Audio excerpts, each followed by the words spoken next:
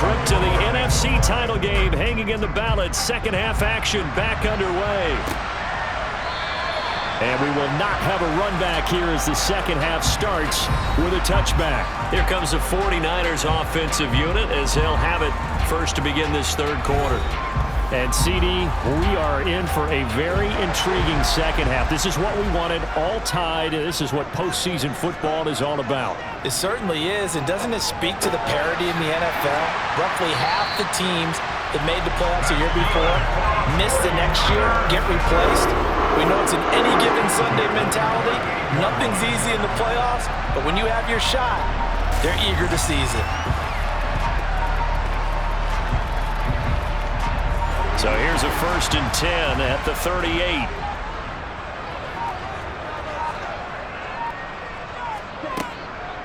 From the gun, a give to Mitchell. And nothing much materializing there on the first down run. He'll get a couple, and that's it.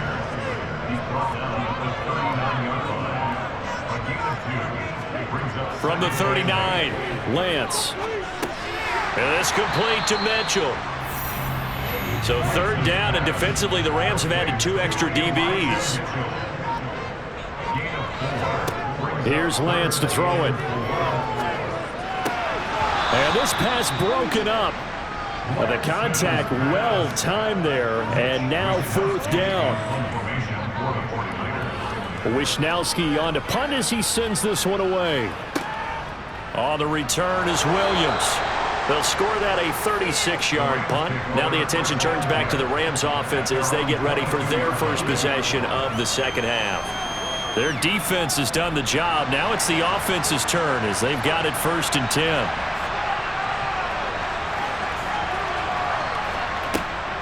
They'll begin on the ground with Akers. And not much there.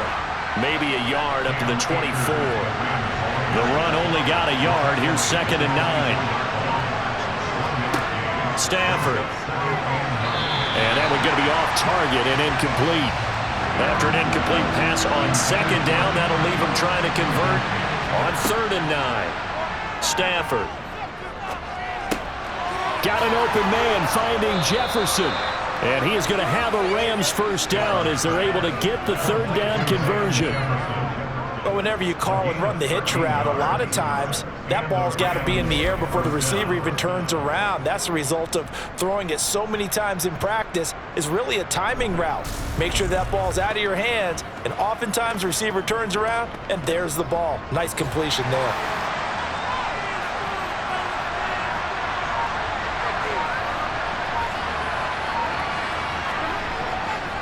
They'll go with Akers here up the middle. And not a whole lot of room to operate there on the first down run. He gets maybe 3.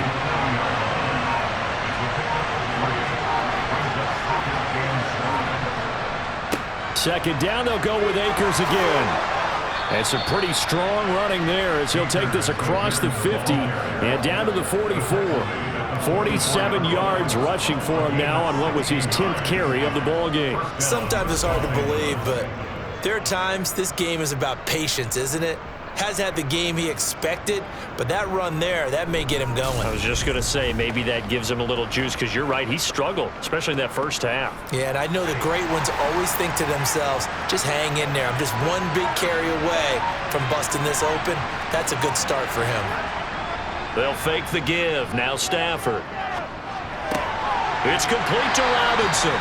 And this winds up a gain of 4 to the 41.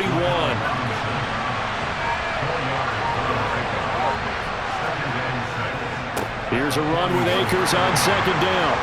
And little room to maneuver there. He gets it down to about the 39. And on 3rd and 5, this will be the 8th play of the drive. Now it's Stafford. They'll set up the screen here to Akers. And he'll be stopped well short. Only 2 yards there. 4th and 3. Yeah, and on 3rd down, you know those pass rushers, they're in the starter's block. They're just waiting for the pistol to fire. You can almost hear the defensive coaches on the sideline pre-snap.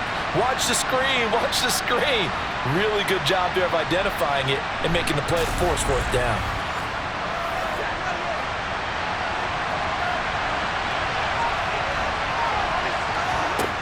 They snap it to Stafford. And it's incomplete. They cannot convert, and they turn it over. No luck for the Rams as they fail here on 4th down. And the 49ers are going to get the football back. So the defense has to stay out and get one more stop. They were able to do it, forcing the incompletion. So on their record, that goes down as a successful play. Doesn't matter how they got there, how it happened. They got it done. They're the ones that are jubilant. And they'll run the option to start the drive. And a 5-yard gain gets them to the 42.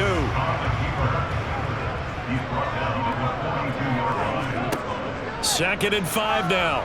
Lance. And his throw here's incomplete. They come up now 3rd and 5 following the incomplete pass.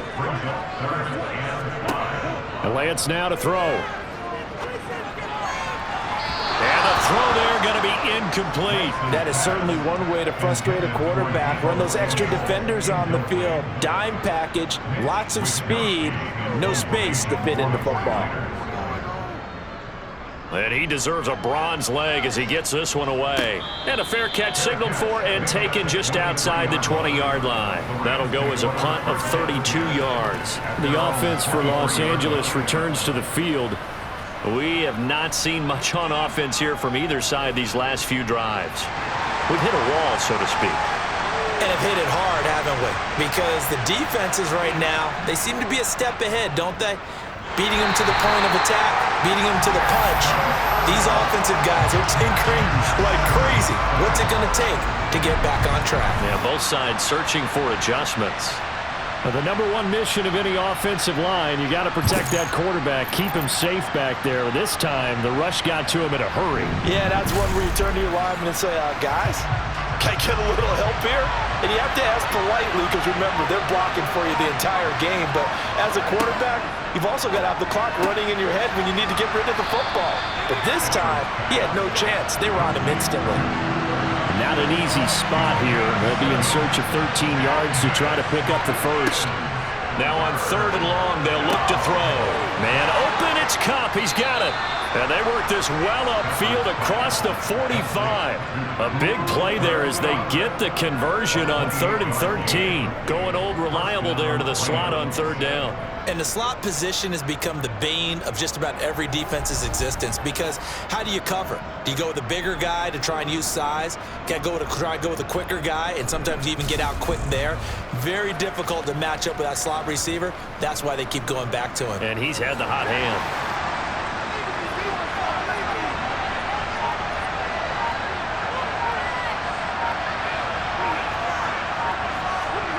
Going to run the sweep here. This is Kupp. Just a yard on the pickup there, and it'll bring up a 2nd and 9.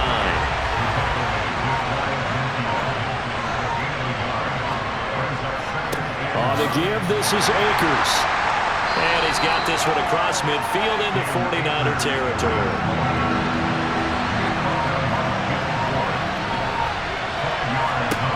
Here's Stafford. And able to find Higbee. It's complete. And he is going to have a Rams first down as they're able to get the 3rd down conversion. Many different ways to create space, but on that play, he did it with that big, wide body of his. Didn't get a whole lot of yardage on the play, but it did what it was supposed to. Pick up a first down. So here's a 1st and 10 at the 38. Throwing is Stafford. Gets this into the hands of the tight end, Higbee. And he'll be hauled down at about the 30-yard line. That's a staple of this offense. Drag route to the tight end. Yeah, he was unable to use his size to break off much more yardage after the catch, but still an effective gain nonetheless.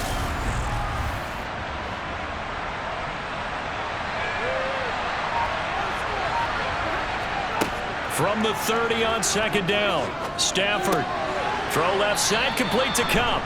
And this will move the chains again as the tackle's going to be made at the 49ers' 20-yard line. Stafford to his number one guy, Kupp, for a Los Angeles first. That's the 3rd time on this drive that these two have connected with each other. They've got a real rapport going. And right now, it's paying off with big chunks of yardage, as shown by that last play. From the red zone now, Stafford. Middle of the field to Jefferson. And the Rams are going to have a 1st and goal as the tackle made at the 10-yard line.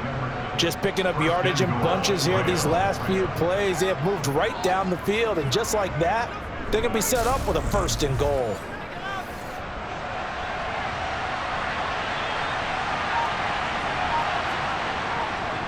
They'll run here with Akers. And he gets halfway home from the 10 to the 5 on a pickup of 5. And the ball smack dab on the 5-yard line. Here's 2nd and goal.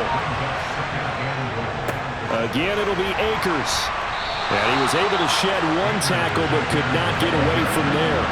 A big one coming in this divisional round playoff. 3rd and goal. Back to throw. Stafford. And he's left with no option here but to throw it away.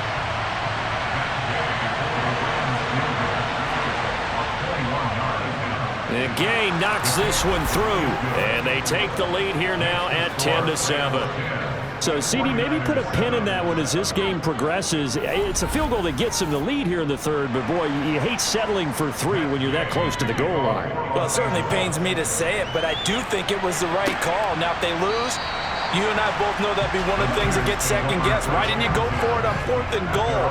But I know the mindset was take the points, get the lead. And by the way, if they went for it and got stuffed, they'd second-guess that too. And he'll be brought down on what's going to turn out to be the final play of this 3rd quarter. 1 quarter remains for a trip to the NFC title game. You are watching the NFL on EA Sports. Back now here in Santa Clara. They'll operate from the 32-yard line here, 2nd and 3. It's been a very hotly contested game to this point. Just a field goal separating these two teams as we get set for the 4th quarter. And this won't be enough to pick up the first. A gain of 2, 3rd and 1. Over the middle, that's caught by McLeod. And he is going to have a Niners first down as they're able to convert by plenty there on 3rd and 1. And Brandon, from our time in college football, where receivers weren't running the traditional NFL route tree, one thing they did learn, find open areas, find soft spots, and set up and catch the ball. And I think we just saw that there. Yeah, we saw that indeed, picking up the first.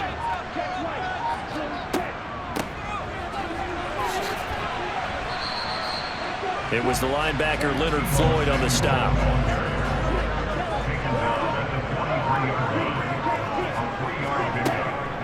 A shotgun handoff to Mitchell. And he'll be tackled at the 45 following a gain of just 2. The offense on 3rd down, not quite 50%, 4 for 9. This will be 3rd and 5. The Lance going to throw. And they're going to get this down to about the 37.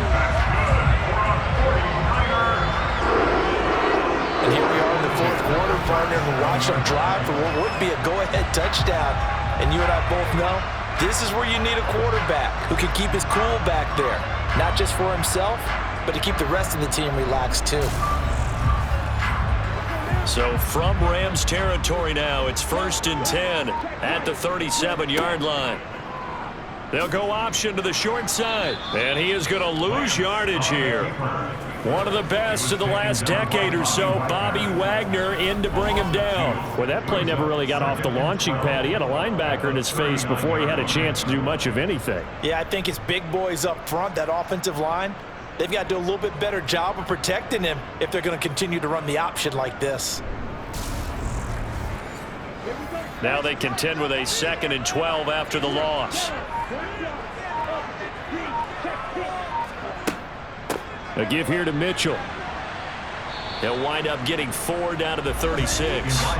If they get nothing else here on 3rd down, it'd be a 53-yard attempt from this spot. Throwing now is Lance. And this is going to be another first down as the tackle's going to be made at the Rams 21.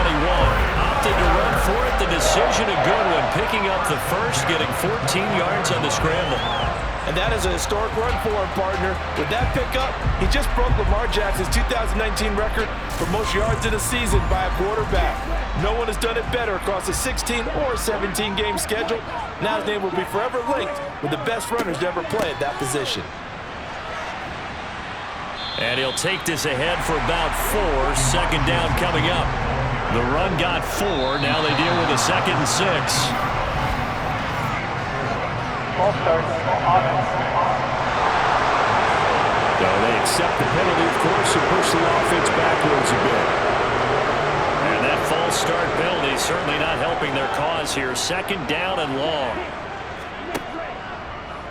Lance going to keep it on the option. And he is going to lose yardage here. That 2nd down play nets a -4. And not a lot of success to be found there. Oh, you got that right, partner, because if you're trying to make guys miss about 10 yards or so downfield, that's a pretty good play. But if you've got to do it in your own backfield, I consider that a problem. That doesn't work too well. On 3rd and long, it's Lance. Eluding the pressure right. And this one is incomplete. Understanding he's just down 1 possession, trying to make something happen by extending the play, but the coverage downfield was excellent. He escaped and bought some time, but that one goes incomplete. The kick by Gold is good. And in the 4th quarter, this game is tied.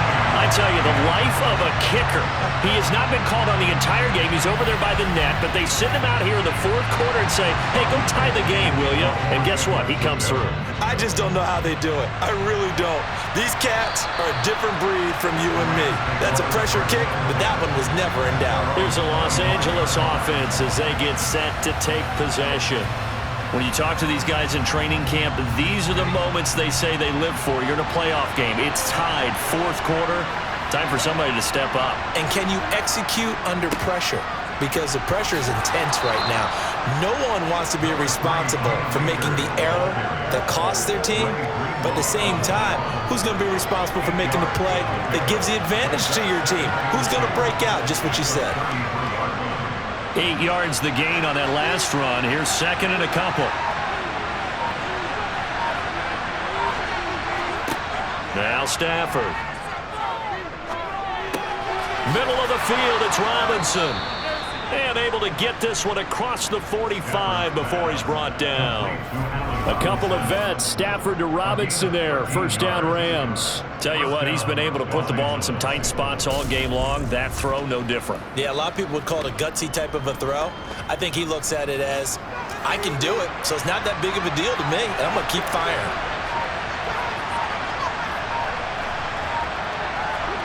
Now a 1st down throw. Stafford over the middle and complete to the tight end Higbee. And they'll get him down on the other side of midfield. Looking to throw again on 2nd down. Stafford, his throw incomplete. A field goal from this spot likely out of the question. They've got to get closer here on 3rd down. To Jefferson on the slant. And he'll be taken down here just shy of the 30. Quarterbacks love slant routes because the receivers are breaking right into their line of vision, and receivers love them as well because they're getting the ball on the move and able to catch it and try and get upfield and gain additional yardage.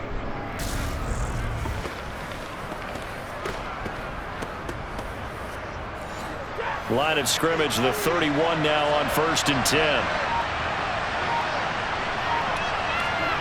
To the air again, Stafford. That'll be caught. It's Cup. And they're going to get this down inside the 15. And partner, in a tie game in the 4th quarter, you and I both know in the NFL, that's when you lean on your stars. And he came through with a nice catch right there.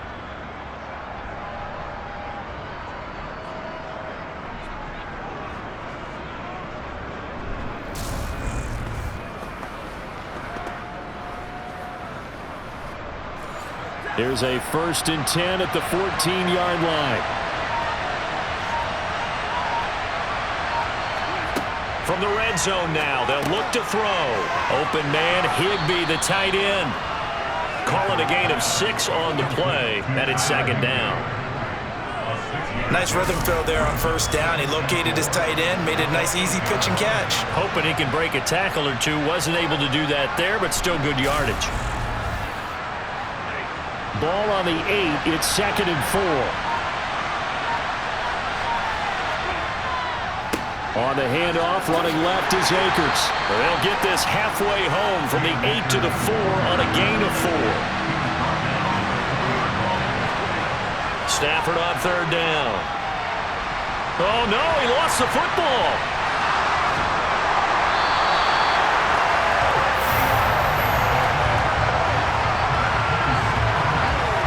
Bad place to fumble down here in the red zone. At least they got it. They'll have another shot. Or no, they won't have another shot. It's going to be fourth down. Maybe they can at least salvage 3.